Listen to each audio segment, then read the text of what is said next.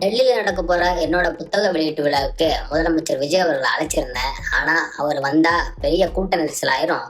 அதனால நானே அவரை வர வேண்டாம் அப்படின்னு சொல்லிட்டேன். வைகோ அவர்கள் இப்படி நேற்று பேட்டி கொடுத்திருந்தாரு. அதை நம்ம விழா வழியா பார்த்திருந்தோம். ஆனா ஏபிபி நாடு அப்படிங்கிற இணையதளத்துல வந்திருக்கிற செய்தியின் அடிப்படையில் பார்க்கும்போது முதலமைச்சர் விஜய் அவர்கள் வைகோ அவர்கள்ட்ட இந்த புத்தக ரிலீஸ்க்குலாம் வர முடியாது, எனக்கு வேற வேலை இருக்கு அப்படின்னு அழுத்தம் திருத்தமா சொல்லிட்டதாகவும், அதனாலதான் வைகோ அவர்கள் வேற வழியே இல்லாம முதலமைச்சர் அவர்களை நேத்து சந்திச்சு கெஞ்சி கெஞ்சி கதறி கதறி பார்த்ததாகவும், பத்திரிகையில எல்லாம் அவங்க பேர் போட்டாச்சு, நீங்க கட்டாயம் வரணும்னு கேட்டு பார்த்ததாகவும், அப்படி இருந்தும் முதலமைச்சர் விஜய் அவர்கள் மறுத்துட்டதாலதான் வைகோ அவர்கள் நானே வர வேண்டாம்னு சொல்லிட்டேன் அப்படின்னு மறுப்புறதாகவும் அந்த செய்தியில குறிப்பிடப்பட்டிருக்கு. வைகோ அவர்கள் சொல்வது உண்மையா அல்லது அந்த இணையதளத்துல வந்திருக்கிற செய்தி உண்மையா அப்படிங்கிற டவுட்டு நமக்கு இருக்கு. அதே நேரத்துல வைகோ அவர்கள் ஒரு 7 நாட்களுக்கு முன்னாடி டெல்லியில தன்னோட மகனோட போய் இந்திய நிதியமைச்சர் நிர்மலா சீதாராமன் அவர்களை சந்திச்சாரு.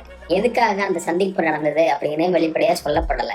ஆனா அந்த சந்திப்பு நடந்து ஒரே வாரத்துல முதலமைச்சர் விஜய் அவர்கள் என்னோட புத்தக வெளியீட்டு விழாவில் பங்கேற்க வேண்டாம்னு நான் அவர்கிட்ட சொல்லிட்டேன் அப்படின்னு வைகோ சொல்லியிருக்கிறாரு. நம்முடைய முதலமைச்சர் அவர்கள் வருகிற போது கூட்ட நெரிசல் ஏற்படக்கூடும் என்பதை நான் ஆழமாக யோசித்து நானே நம்முடைய முதல்வர் அந்த நிகழ்ச்சியை பங்கெடுப்பதை தவிர்த்து விடலாம். அதே நேரம் ராகுல் காந்தி அவர்கள் தான் அந்த புத்தகத்தை வெளியிட போறாரு அப்படின்னு வைகோ அவர்கள் சொல்லியிருக்காரு.